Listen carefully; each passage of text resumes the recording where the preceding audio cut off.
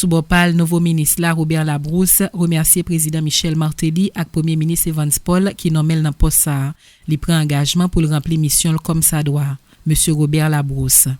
Et nous savons depuis toute cette ouverture que les racines haïtiennes sont profondes et nombreuses. Quel que soit le pays où s'épanouit et prospère l'art haïtien, ces racines gardent un goût de chez nous, un accent de la caille. Ce lien indéfectible avec la mère patrie, cet attachement ombilical, ils en rêvent toujours et ne le perdent jamais. Chers collègues, membres du personnel, vous êtes mieux que moi imbus des objectifs généraux de ce ministère, car tous les jours vous œuvrez à les atteindre avec dévouement et ténacité. J'ai moi-même vécu de nombreuses années à l'étranger, j'ai fait partie de cette diaspora, mais je n'en ai jamais eu la responsabilité. Certes, ces années m'ont permis d'acquérir une certaine expérience en la matière et de développer une vision que je compte partager avec vous. Mais avant de vous en faire part, je voudrais me mettre à votre écoute. Je serai un ministre de concertation, de dialogue, d'ouverture.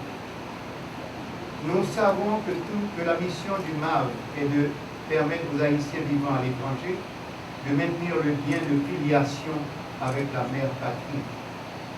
Racine, attachement, lien, filiation, tous ces mots renvoient à un même concept, l'unité de l'être haïtien, qu'il soit de l'intérieur ou de l'extérieur.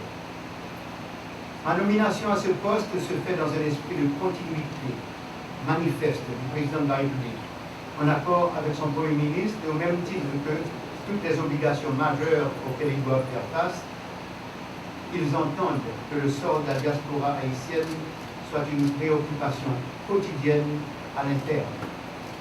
Notre tâche, et j'en remercie mes prédécesseurs, est de se faire clairement définie.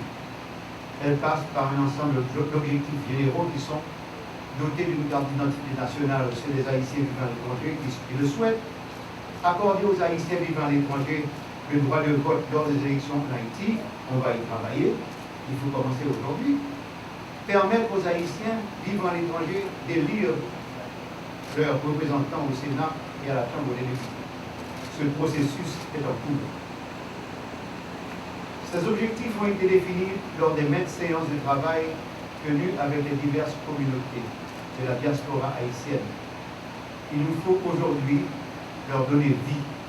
À cela, je voudrais ajouter un quatrième objectif.